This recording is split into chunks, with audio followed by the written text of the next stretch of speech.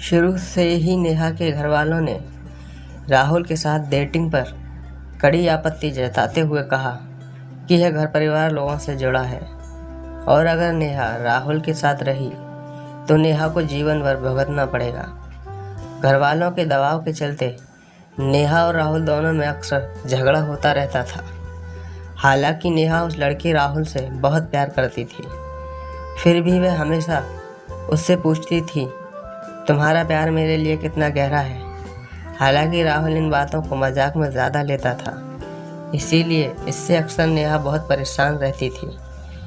राहुल के मजाक और घर वालों के दबाव के कारण नेहा अक्सर अपना गुस्सा राहुल पर निकालती रहती। जहाँ तक राहुल की बात है तो उसने सब कुछ खामोशी से ही सहा। कुछ वर्षों के बाद राहुल ने आखिरकार डॉक्टर की डिग्री प्राप्त की और विदेश में अपनी पढ़ाई आगे बढ़ाने का फैसला किया। जाने से पहले उसने नेहा को संदेश दिया, मैं तुम्हारे साथ बहुत अच्छा नहीं हूँ, लेकिन मुझे केवल इतना पता है नेहा कि मैं तुमसे बहुत प्यार करता हूँ। अगर तुम मुझसे शादी करने को तैयार हो तो मैं जीवन भर तुम्हारा ख्याल रखूँगा। जहाँ तक तुम्हारे घर वालों का सवाल है, मैं उनसे बात करने की पूरी कोशिश करूँगा। क्या तुम मुझसे शादी करोगी? नेहा मान गई। राहुल और नेहा की जिद के आगे आखिरकार घर वालों ने हार मान ली और उनकी शादी के लिए तैयार हो गए। इसीलिए राहुल के विदेश जाने से पहले उनकी सगाई करवा दी गई। नेहा बैंक में नौकरी करने लग गई, जबकि राहुल विदेश में था, अपनी पढ़ाई जारी रख रहा था। उन्होंने अपने प्यार को ईमेल और फ़ोन कॉल के माध्यम से जारी रखा। हालांकि यह समय कठिन था, लेकिन नेहा और राहुल दोनों ने कभी हार मानने के बारे में नहीं सोचा था। एक दिन जब लड़की अपने काम पर जा रही थी तो उसे एक कार ने टक्कर मार दी। वह कार वाला कार से अपना नियंत्रण खो बैठा। जब नेहा जागी तो उसने अपने माता पिता को अपने बिस्तर के पास देखा। उसने महसूस किया कि वह बुरी तरह घायल हो गई थी। अपनी माँ को रोता देख वह उसे दिलासा देना चाहती थी, लेकिन उसे एहसास हुआ कि उसके मुंह से जो कुछ भी निकल सकता था वह बस था एक ही शब्द, आह। नेहा ने उस कार एक्सीडेंट में अपनी आवाज़ खो दी थी।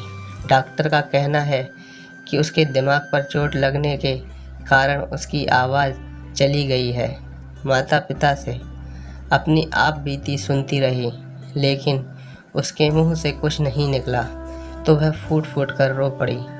अस्पताल में रहने के दौरान रोने के अलावा कुछ और उसके पास बाकी नहीं बचा था। अब जिंदगी भर उसकी किस्मत में बस रोना ही रह गया। घर पहुंचने पर नेहा को सब कुछ पहले जैसा ही लगता था, सिवा फ़ोन की उस घंटी के जो हर बार बजने पर उसके दिल में चुभ जाती थी। वह राहुल जैसे लड़के को खुद से अलग जाने नहीं देना चाहती थी और वो राहुल के लिए बोझ भी नहीं बनना चाहती थी। उसने उसे एक पत्र लिखा था जिसमें कहा गया था कि वह अब और इंतज़ार नहीं करना चाहती।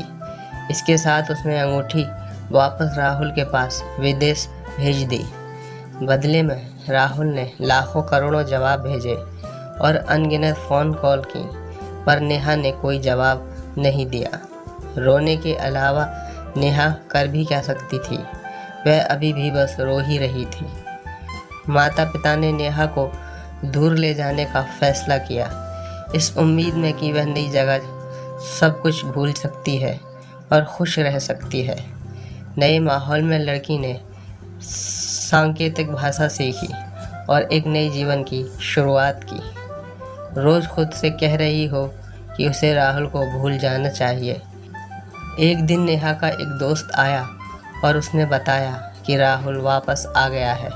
उसने अपने दोस्त से कहा कि वह राहुल को यह ना बताए कि उसके साथ क्या हुआ है।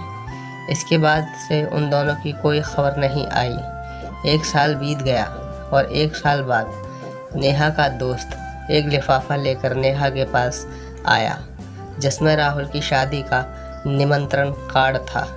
नेहा टूटकर बिखर गई थी। जब उसने पत्र खोला तो उसने उस पर अपना नाम देखा।